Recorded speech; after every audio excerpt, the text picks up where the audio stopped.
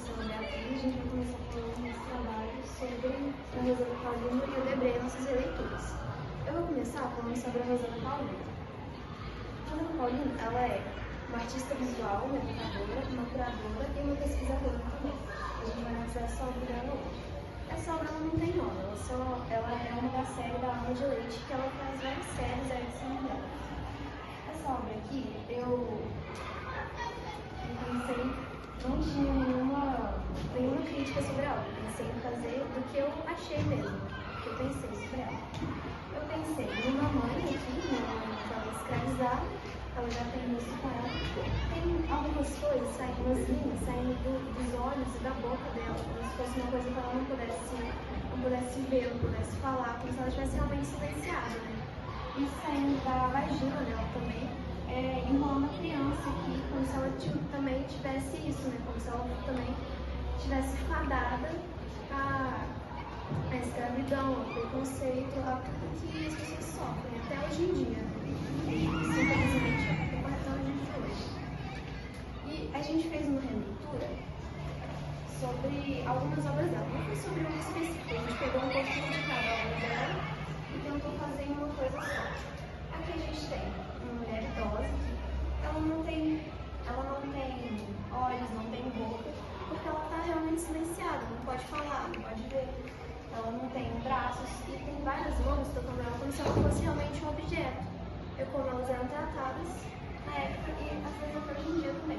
A gente fez também um coração aqui, porque independente de qualquer coisa também é um ser humano, consegue sentir igual qualquer outra pessoa, né? A gente tem as raízes dela, porque as raízes dela representam de onde ela veio. A mulher afro-brasileira, que ela veio, as culturas dela, tudo que ela já tinha, né? A gente também tem algumas plantas aqui que a gente tenta fazer mais ou menos da guiné, porque a guiné também é uma planta afro-brasileira. E a Rosana Paulino, ela gosta de fazer planta, porque ela pensa que, assim como a natureza, as mulheres afro-brasileiras também são igualmente desrespeitadas e destratadas, né? E uma das leis que a gente criticou, a gente fez duas críticas de lei, foi a Lei Saraiva Protegida, que também é chamada de Lei Sexagenária, que os escravos eles eram libertados a partir de 60 anos. Só que a crítica dessa lei é basicamente que eles eram libertados sem um apoio, não tinham nada com eles, e era basicamente igual a senhora falou, de libertar, de tirar seu avô de casa, porque ele era incapacitado, não tinha o que fazer, e eles eram jogados simplesmente para as ruas, né? Não tinha nada o que fazer.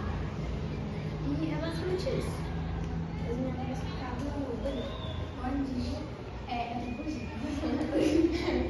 Eu escolhi a obra Casa de Fazendeiro, que fala, eu fiz uma crítica ao pessoal, falando que como os senhores tratavam de forma desigual os escravizados que trabalhavam nas lavouras, tanto que a gente pode ver que os olhos da senhora virada para os escravizados que está falando com ela, enquanto ela olha de uma forma assim, como se eles fossem mais puros, como se eles fossem melhores, enquanto eles conviviam nas fazendas com eles.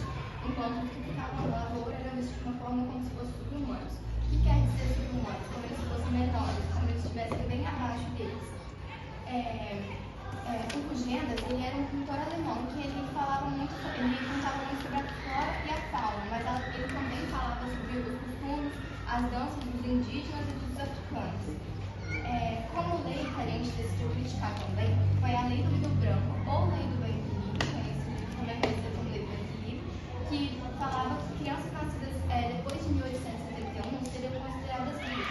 A crítica dessa lei é porque eles teriam que ficar com os senhores até os 8 anos de idade, que é onde terminaria a infância.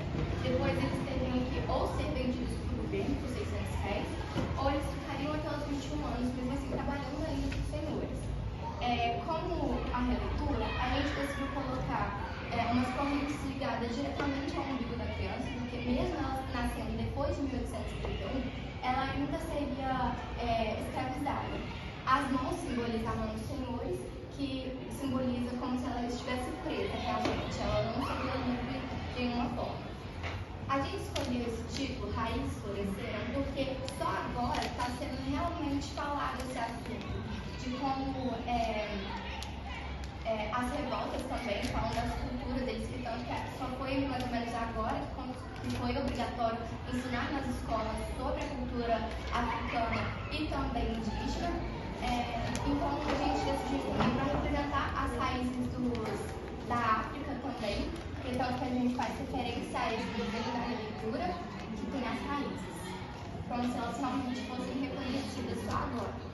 Foi isso.